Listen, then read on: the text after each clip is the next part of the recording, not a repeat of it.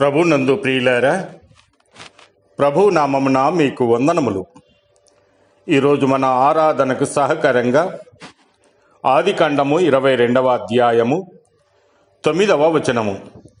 అలాగు వారిద్దరు కూడి వెళ్ళి దేవుడు అతనితో చెప్పిన చోటికి వచ్చినప్పుడు అబ్రహాము అక్కడ బలిపీఠమును కట్టి కట్టెలు చక్కగా పేర్చి తన కుమారుడు ఇస్సాకును బంధించి ఆ పీఠముపై నున్న కట్టెల మీద ఉంచెను.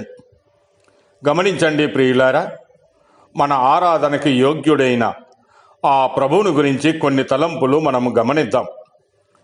ఇక్కడ అబ్రహాము బలిపీఠమును కట్టి ఆ కట్టెలు చక్కగా పేర్చి తన కుమారుడైన ఇస్సాకును బంధించి ఆ పీఠముపై ఉన్న కట్టెల మీద ఉంచాడు. ఇస్సాకును చూసినప్పుడు అబ్రహాము ప్రేమకు దేవుని ప్రేమకు మధ్య ఖైదీగా బంధింపబడిన ఇస్సాకుగా కనబడుతూ ఉన్నాడు. అలాగునే మానవ జీవితాన్ని మనం గమనించినప్పుడు మానవుడు పాపపు ఖైదీగా ఉన్నాడు. మార్కు సువార్త 5వ అధ్యాయము 3-4 వచనాలు చూస్తే వాడు సమాధులలో వాసము చేసేడివాడు. సంకెళ్లతోనైనను ఎవడను వానిని బంధింపలేకపోయాను. పలుమారు వాని కాళ్లకును చేతులకును సంకెళ్ళు వేసి బంధించినను వాడు ఆ చేతి సంకెళ్ళు తెంపి కాలి సంకెళ్లను తుత్తునీయులుగా చేశాను గనుక ఎవడనూ వానిని సాధుపరచలేకపోయాను. అనగా ఒక వ్యక్తిని సంఖ్యలతో బంధించలేకపోయారు గాని అతడు అపవాది చేత బంధింపబడిన ఖైదీగా ఉన్నాడు. లూకాసు వార్త 13వ అధ్యాయము 16వ వచనంలో, ఇదిగో 18 ఏండ్ల నుండి సాతాను బంధించిన అబ్రహాము కుమార్తె అయిన ఈమెను విశ్రాంతి దినమందు ఈ కట్ల నుండి విడిపింపతగదా అని అతనితో చెప్పాను. సాతాను చేత బంధింపబడిన అబ్రహాము కుమార్తె కనబడుతోంది. ఆమె మాత్రమే కాదు, యూదులని అన్యులని ఏ భేదమూ లేదు. అందరూ అపవాది చేత బంధింపబడిన వారే.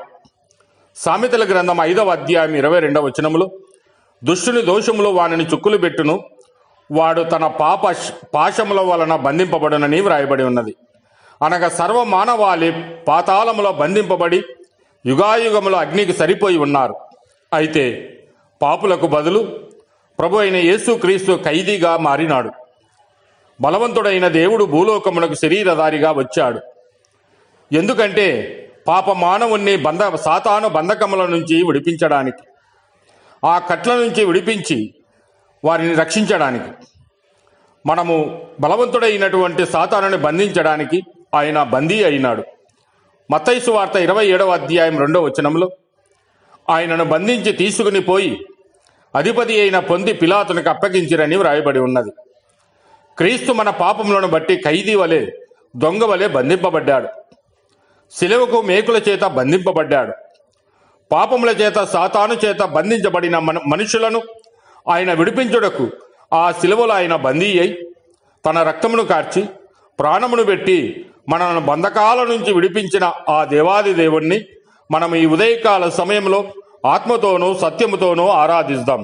దేవుడు మిమ్మల్ని దీవించి ఆశీర్వదించునుగాక.